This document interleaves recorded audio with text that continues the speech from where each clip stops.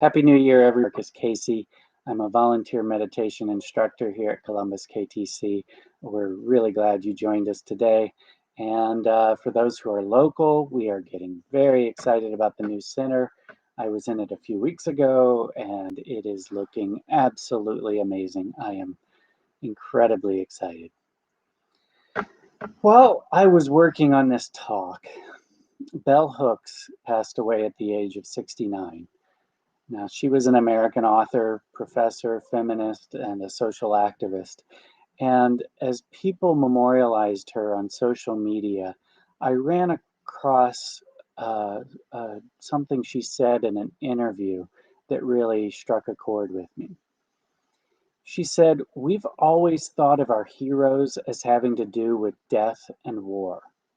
When we think of Joseph Campbell and the whole idea of the heroic journey, it's rarely a journey that's about love. It's about deeds that have to do with conquering and domination, what have you." And so part of what I wanted to do, I think she's talking about a book. And so part of what I wanted to do was to say to people is that living as we do in a culture of domination, to truly choose to love is heroic. To work at love, to really let yourself understand the art of loving. And this is good Dharma, isn't it? Current events are very heavy right now. A lot of us feel powerless in the face of an ongoing pandemic, uh, seemingly irreversible climate change, and leaders unwilling or unable to adequately rise to the moment. The last time I gave a talk in October, we examined what our teachers say about the concept of righteous anger. When we see injustice in our world, what is the proper response? What is the root of the outrage we feel when we see injustice? Is it compassion? Well, certainly compassion allows us to empathize with those whom we see as the victims of injustice, but true compassion is universal compassion, compassion for all beings, oppressed and oppressor alike. So what is at the root of that outrage, of that anger that boils up? I really got to thinking about this, and I think, at least for me, a very big component of it is powerlessness. We see unfair systems continue to oppress, and we are powerless to do anything about it. We want to act, and so we rage, we rant on social media, we may march, we may want to be part of a movement that grows until it cannot be ignored because we feel powerless otherwise. It is either a blessing or a curse of meditation that we learn to face the inner workings of our minds and deconstruct emotions to get at their root. We don't get to leave the uncomfortable thoughts or emotions alone. I won't say that responses such as marching and posting on Facebook don't do any good, but I think it's clear that they are not resolving our feelings of powerlessness. They do not get to the root of the issue. One thing about Buddhism, it just keeps digging and digging until we get to the root of the issue. Now we know, because we've been taught, that if there are negative emotions rising, that if we dig far enough, we will find ego clinging at the root. We all suffer from the dissatisfaction of attempting to control things and people who are beyond our control. But thinking about what Bell Hooks said about our culture's view of the heroic journey, could part of our problem be that we see solutions in terms of conquering or domination? We see winners and losers, good guys and villains, and dragons that must be slain. But what if our current predicaments call for a different kind of hero?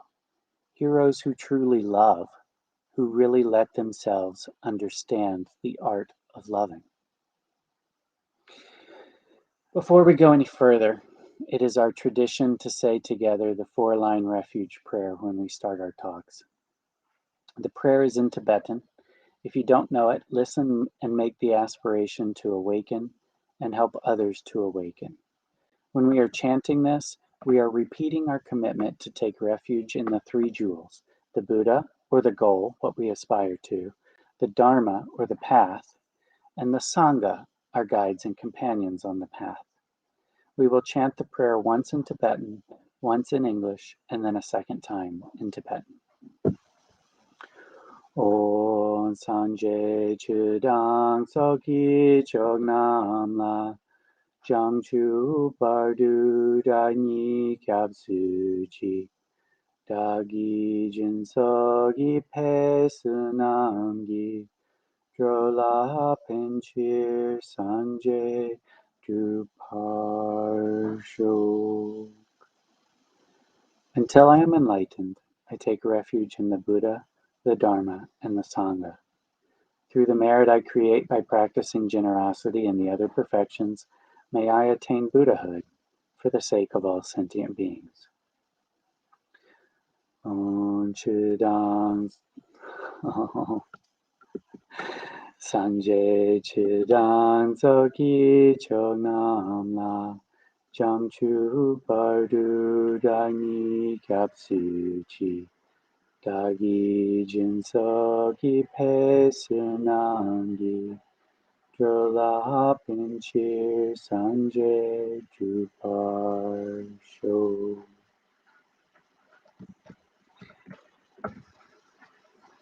The 19th century Danish theologian and philosopher Søren Kierkegaard said, "Purity of heart is to will one thing."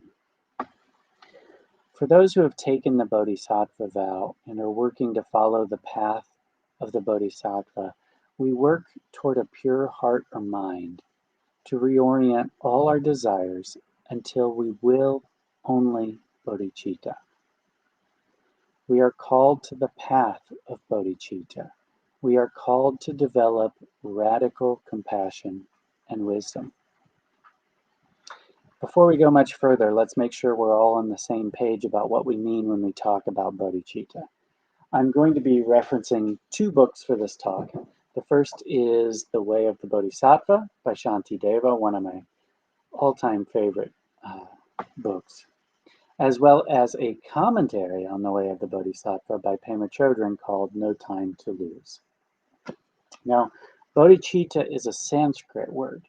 The most common translation is awakened heart. It refers to an intense desire to alleviate suffering. There are two types of bodhicitta: relative bodhicitta and absolute bodhicitta. On the relative level, Pema Chodrön says that relative bodhicitta expresses itself as longing. She said it is the heartfelt yearning to free oneself from the pain of ignorance and habitual patterns in order to help others do the same.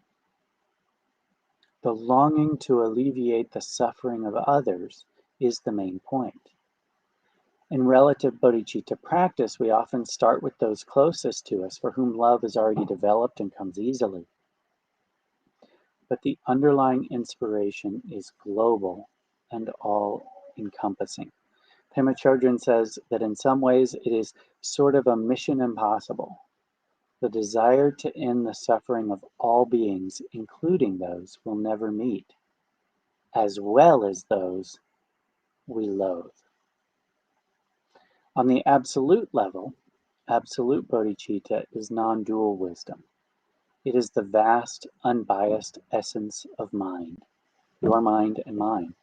Pema Chodrön says it may seem distant, but it is not. It is only as far away as our own mind. Shantideva composed The Way of the Bodhisattva to remind himself that he could contact his wisdom mind and help it to flourish. So we are talking about powerlessness, about the fact that we have a culturally ingrained idea of power as someone who can conquer adversaries and deliver the oppressed. But let's talk about what Shantideva has to say about power, the power that comes from bodhicitta. For the rest of the talk, I'm going to read select verses from the opening chapter of The Way of the Bodhisattva, and then pass along some of the commentary by Pema Chodrön. Shantideva says, just as on a dark night, black with clouds, the sudden lightning glares and all is clearly shown, likewise rarely, through the Buddha's power, virtuous thoughts rise, brief and transient in the world. Virtue thus is weak, and always evil is of great and overwhelming strength. Except for perfect bodhicitta, what other virtue is there that can lay it low? In these verses, the initial arising of bodhicitta is described as transient and very frail. Pema Chodrön points out that in other Mahayana teachings, we hear that what is transient and insubstantial are actually our neuroses that lead us to be stuck in samsara, but that our true nature is Buddha nature, is the mind of awakening, is bodhicitta. So which is it? Are the emotional upheavals transient? Are they just clouds that block the sky of our true nature? Or is bodhicitta fleeting and transient and rare? Pema Chodrön says that these two verses are not from the point of view of the Buddhas and the bodhisattvas who know their true nature. They are from our own point of view. We are the ones who feel powerless. We may feel like we don't have what it takes or that we are too weak. Pema Chodrön says that even with the occasional glimpse of sky, it all seems too hard, too painful. She says that instead of experiencing our hang-ups as solid and everlasting, rather than definitely believing that they're me, we could say, this is just weather. It will pass. This is not the fundamental state. So even though we may feel that we don't have what it takes, what we need to do is reorient from a place of understanding that that's not our true nature, that our weakness is passing, that what we see as personal shortcomings are not solid and everlasting. They're not me. They're transient, and they will pass. Shantideva is telling us that these glimpses of our true nature have great power. Through them, we see the power that is available, not the transient power of politicians or influencers or what have you, but the true power of connecting to our true nature.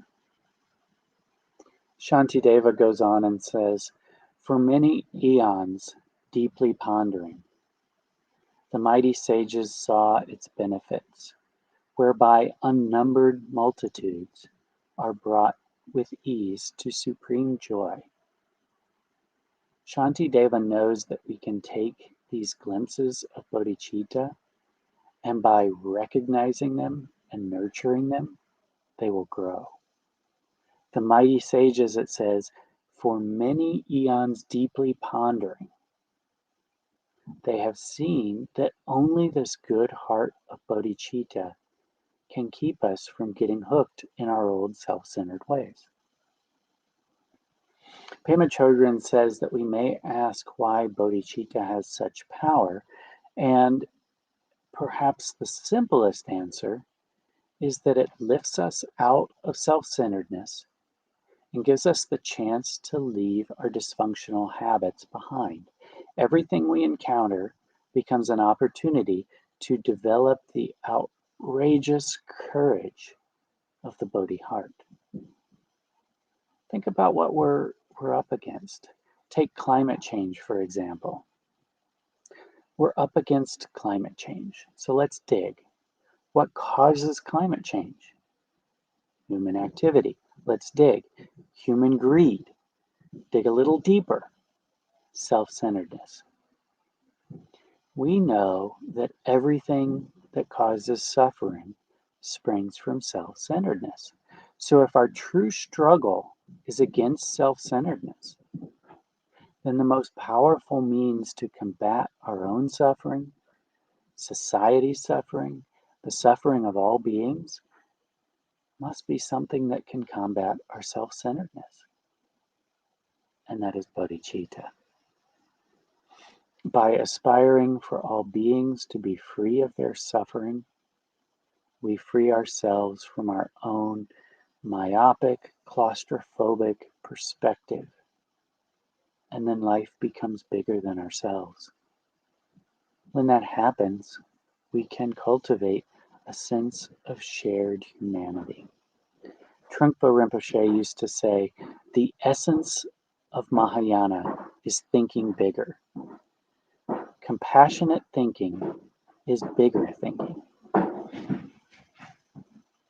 Shantideva goes on in the next verse to say, those who wish to crush the many sorrows of existence, who wish to quell the pain of living beings, who wish to have experience of a myriad joys, should never turn away from bodhicitta. Those who wish to crush the many sorrows of existence. This is talking about our own suffering. If you want to end your own suffering, bodhicitta is the answer. If you want to quell the pain of living beings, in other words, if you want to end the suffering of others, bodhicitta is the answer. And if you want to have experience of a myriad joys, bodhicitta is the answer. Pema Chodrön says that the shift in Mahayana Buddhism is that we want to end our personal suffering so we can help others put an end to theirs. This is the essence of bodhicitta.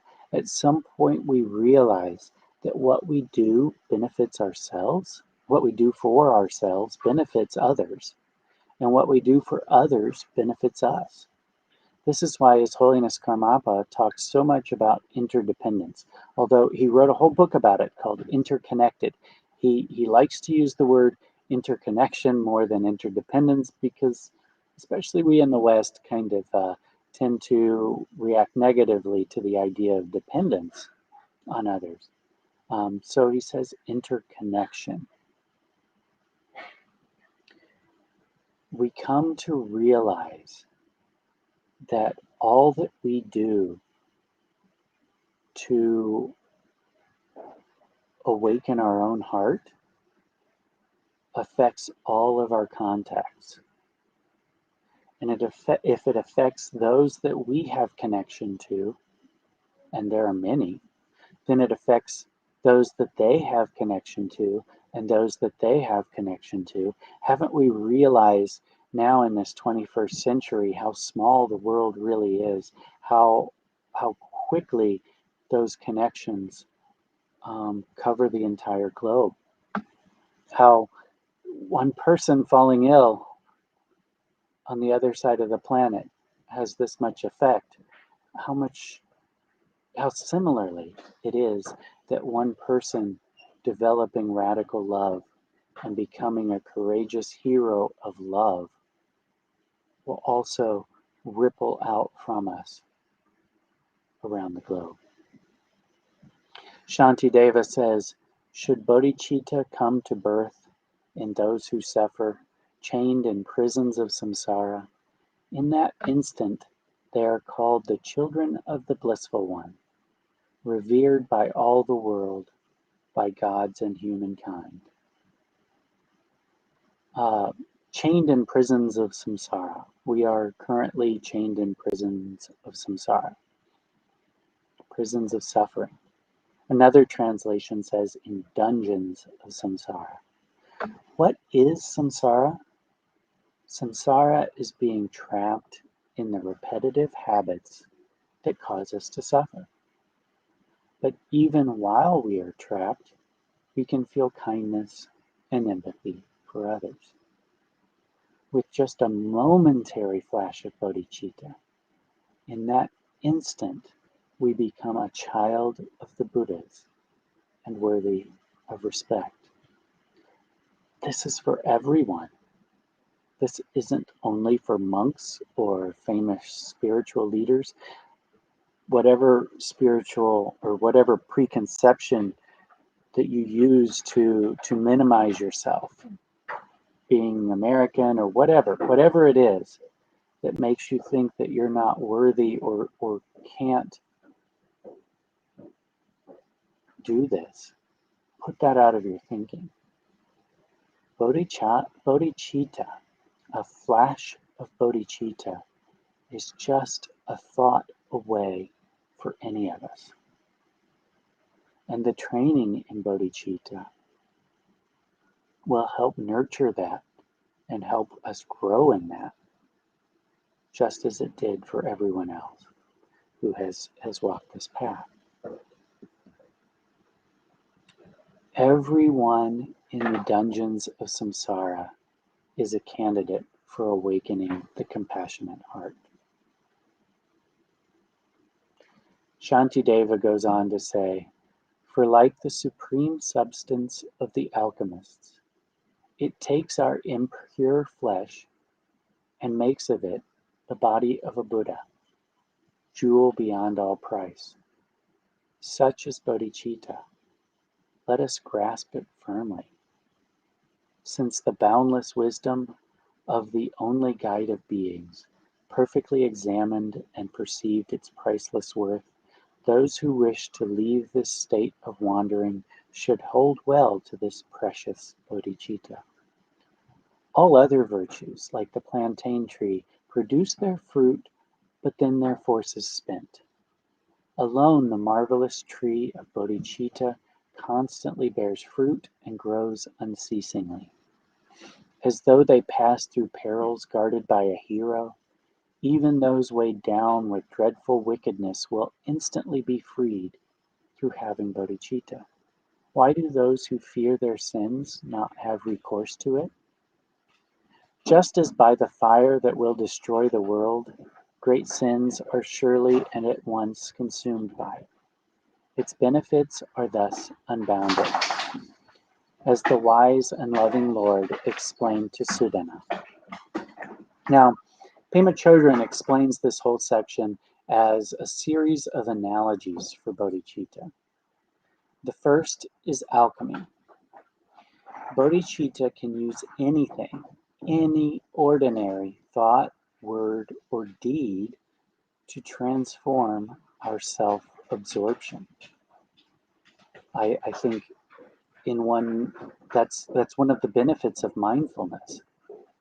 With a strong development of mindfulness, we can notice our every thought, word, and deed, and mindfully transform that self-absorption into bodhicitta.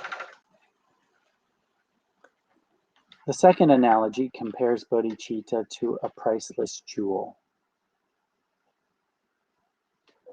The third compares it to a wish-fulfilling tree that produces fruit forever. Now let's look at this one. Shantideva's analogy of a tree that bears fruit forever and grows unceasingly is being compared not to harmful actions, but to ordinary virtues. Other virtues produce fruit, but they only produce fruit once, and their benefit is spent. Of course, we want to practice all virtues. There's nothing wrong with other virtues, but they are limited in scope. When we perform an action to benefit one person, there is merit there. But when we perform that same action with the desire to wake up out of love for all beings so that we can help all other beings wake up as well, the scope of that benefit is unlimited and insurpassable. The next analogy says that bodhicitta is a friend or hero or guide or protector Who keeps us out of trouble? Yes, our love and compassion can keep us out of trouble. Who knew? And finally, bodhicitta is compared to a great fire that burns up our negative tendencies. Pema Chodrön says that ordinarily we buy into our negative habits, acting them out or turning them against ourselves, reinforcing and strengthening these tendencies. But bodhisattvas practice in the middle of the fire. This means they enter into the suffering of the world. It also means they stay steady with the fire of their own painful emotions. They neither act them out nor repress them. They are willing to explore an emotion's ungraspable qualities and fluid energies, and to let that experience link them to the pain and courage of others. Again, and you hear this repeated again and again, the Bodhisattva path requires courage. We're not practicing this from a mountaintop away from everything. We're practicing this in the midst of our own suffering, of our own painful emotions, and around suffering people, in the midst of suffering people. Shantideva later says, "For when, with irreversible intent, the mind embraces bodhicitta, willing to set free the endless multitudes of beings, in that instant, from that moment on, a great and unremitting stream, a strength of wholesome merit, even during sleep and inattention, rises equal to the vastness of the sky." This just becomes so inspiring. Our intention alone can become irreversible. It can bring benefit equal to the vastness of the sky. If we are feeling powerless because we don't think we have the resources or the influence to make a difference, it could be that we just don't yet possess the understanding to see the benefit that we can create. And that's why we rely on our teachers who have practiced longer and can see the benefits that we create with our practice and with our love and compassion. Our intention alone can bring benefit equal to the vastness of the sky. Pema Chodrön says this is the happiness of egolessness. Shantideva goes on to say, if with kindly generosity one merely has the wish to soothe the aching heads of other beings, such merit knows no bounds. No need to speak then of the wish to drive away the endless pain of each and every living being, bringing them unbounded excellence. I love what Pema Chodrön has to say about this. She says this is the logic of the Mahayana. If it is wonderfully compassionate to wish to take away one person's headache, then it is infinitely more vast to nurture the compassionate wish to remove all suffering for all beings. But that does bring up the dilemma of a bodhisattva, which is to look at it logically and say, this is impossible. There's no way to eliminate the headaches of all beings, let alone to bring them all to enlightenment. But this is the aspiration of the bodhisattva. Bodhisattvas don't worry about results. They just open their hearts in an inconceivably big way, in that limitlessly big way that benefits everyone they encounter. So don't worry about whether or not this is doable. The intention is vast. I love the phrase of a bodhisattva vow. I think it's from another tradition. It says, "Sentient beings are numberless. I vow to liberate them all." Bodhisattvas do not shy away from the impossible task before them. They stand defiant, ready to work until every last sentient being is free from suffering. That is how limitless is bodhicitta. And by the way, I'll pause here. Another inspirational part about bodhicitta is understanding that there are bodhisattvas who have already made this vow and who are currently working and who see you and your struggle and your suffering and have compassion for that, and their blessings are available to us as well. Shantideva goes on to say, this aim to bring the benefit of beings, a benefit that others wish not even for themselves, this noble jewel-like state of mind arises truly wondrous, never seen before.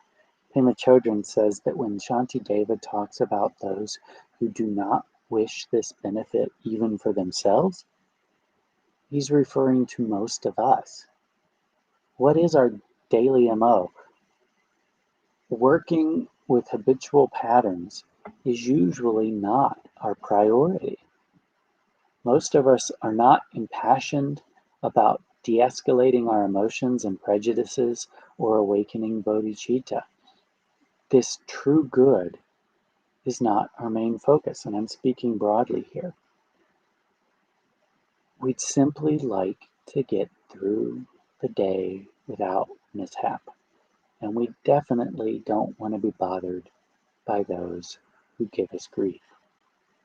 Pema Chodrön says that without the aspiration for freedom for ourselves, how could we want this for others? We can only wish for them what we value for ourselves. This opportunity to awaken bodhicitta is so precious and so rare. To experience something that liberates us from the narrow-mindedness of our biases and preconceptions is, as Shantideva says, truly wondrous. What's more, there is no one who cannot experience this if they're willing to give it a try. Shantideva says, this pain-dispelling draft, this cause for joy for those who wander through the world, this precious attitude, this jewel of mind, how shall we calculate its merit? One moment here.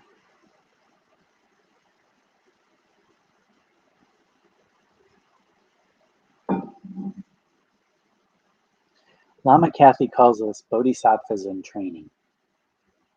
Pema Chodrön uses the phrase baby bodhisattvas, but she says that even we baby bodhisattvas don't have to design our lives to escape the chaos of the world. We can go into the thick of things and work with whatever we find. Samsara becomes our practice ground, our boot camp, so to speak. If we find we continually get hooked into the drama, we temporarily retreat to work on ourselves, but our passion is to alleviate ever greater depths of suffering and meet ever greater challenges with equanimity. Shantideva says, if the simple thought to be of help to others exceeds in worth the worship of the Buddhas, what need is there to speak of actual deeds that bring about the weal and benefit of beings? For beings long to free themselves from misery, but misery itself they follow and pursue. They long for joy, but in their ignorance destroy it as they would their foe. Again, Shantideva praises the benefits of an ordinary altruistic thought, while adding how much greater it is to actually follow through. So we've been talking about intention. Now we're going to talk about the activity. To help others at the most meaningful level, we must address our own confusion. As Shantideva points out, although we long to free ourselves from misery, it is misery itself we follow and pursue. The first awakening to the Buddhist path is the awakening to the understanding that the way we've been moving through the world to this point is what has been causing our suffering. Pema Chodrön says, we may assume we do crazy things intentionally, but in truth, these actions aren't always volitional. Our conditioning is sometimes so deep that we cause harm without even realizing it. We long for joy and do the very things that destroy our peace of mind. Again and again, we unwittingly make matters worse. If we're going to help people get free, we have to work compassionately with our own unfortunate tendencies. Shantideva goes on to say, joyous and devoted thoughts will yield abundant fruits and greater strength. Even in great trouble, bodhisattvas never bring forth wrong. Their virtues naturally increase. To them in whom this precious jewel of mind is born, to them I bow.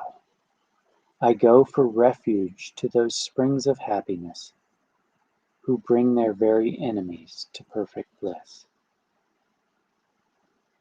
So he says that even in adversity, even when things seem dark and hopeless, even in a pandemic and upheaval, bodhisattvas never bring forth wrong. Their virtues naturally increase. Pema Chodrön says that frequently in times of adversity we become afraid, striking out in anger or indulging in various addictions in hope of escaping our pain. Shantideva says that bodhisattvas let the suffering of adversity soften them and make them kinder, and that we can aspire to do the same. I will confess that as the world began to change and seem darker some years ago, my natural response was to harden, not to soften. And that's been a struggle for a long time. And this teaching of softening in the midst of adversity is a drink in the middle of the desert. This is the teaching that I, for one, have needed to hear for a long time. Pema Chodrön says this bodhisattva path takes some work, and that's an understatement. Our habitual patterns are very entrenched. Nevertheless, when hard times make us more selfish and withdrawn, we could see this as our moment of truth. Transformation can occur right in this painful place. Instead of the evil of more neurosis and harshness, adversity can bring about humility and empathy. By bringing us to our knees, so to speak, it can tenderize us and make us more capable of reaching out to others. Pema Chodrön closes her discussion of this chapter with the following paragraph. Knowing where the root of happiness lies saves us from escalating pain. If someone insults you, for instance, you may long to retaliate, but you know this won't benefit anyone. Instead, in the very grip of wanting to get even, you can say to yourself, May the rage that I feel toward this person cause both of us to be liberated. This is the aspiration of a young bodhisattva, one in the process of learning to let go. Even if we don't genuinely feel it, we're able to say, may this seemingly negative connection be our link to waking up. Lama Kathy teaches a similar formula, one you may use in everyday life about every emotion you experience. It's a good example of bodhicitta being the alchemy to transform every thought and emotion. If we are dealing with anger, for example, we can say, may every bit of every sentient being's anger be contained in this anger of mine. May all sentient beings have the seed of virtue of being free of anger. May this anger of mine contain all their disturbing emotions, and until they attain Buddhahood, may they be free of such disturbing emotions. This is, by the way, available on Lama Kathy's website, lamakathy.net, if you want to get the script for that. This is a powerful practice to nurture bodhicitta in difficult times.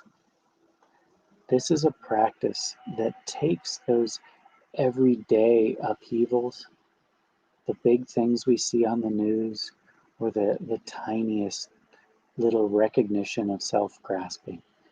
Every emotion that we have, and if we are mindful to use it, can transform that into bodhicitta, the powerful, powerful bodhicitta. So this is the first Sunday Dharma talk of the new year, and I hope it has inspired you to make 2022 all about growing in bodhicitta. I hope you are lifted as I am by the hopefulness and power of the Bodhisattva path. We don't need to be discouraged. We don't need to be angry. We don't need to feel powerless. We are called to grow our compassion in both our intention and in our actions. We can be heroes of love, ever expanding the scope of our love until it is limitless, joyously working for the benefit of beings without end. I'll close with one of Shantideva's most famous verses from chapter 10. He says, "And now, as long as space endures, as long as there are beings to be found, may I continue likewise to remain, to drive away the sorrows of the world." We have some time for questions and comments. You can put them in the meeting chat, and I will read them out and do my best to respond to any questions. I don't see any yet, so we will wait a few minutes to see if there are any questions or comments from the audience. I hope you've had a good start to 2022. Lama Kathy often says that we as Buddhists get to have two New Years. So we get the New Year that we celebrate every year on January 1st, and then not long after that we have the Lunar New Year that we celebrate, and both of these are times to really reflect. And honestly, it's my favorite holiday. I love the new year. I love the energy behind the new year, where we reflect and try to work out how we can do things different. And no matter how we do with it, that intention to work with the throughout the new year is just I just love that energy. So I'm not seeing any questions. I thank you all for your kind words. I thank you for joining, and I hope you uh, have found some benefit in it. I always get the most benefit in the preparation of these talks. I learn so much from them. Let's take a minute now to dedicate the merit of this talk, of listening to this talk, and the virtue from it. There is great virtue in learning to follow the Bodhisattva path, and specifically when we do that for the benefit of all beings. So let us not hold this virtue to ourselves. May the virtue we have generated today enrich all beings, that they may come to happiness and freedom from suffering. I thank you all. I look forward to seeing you all soon as we can.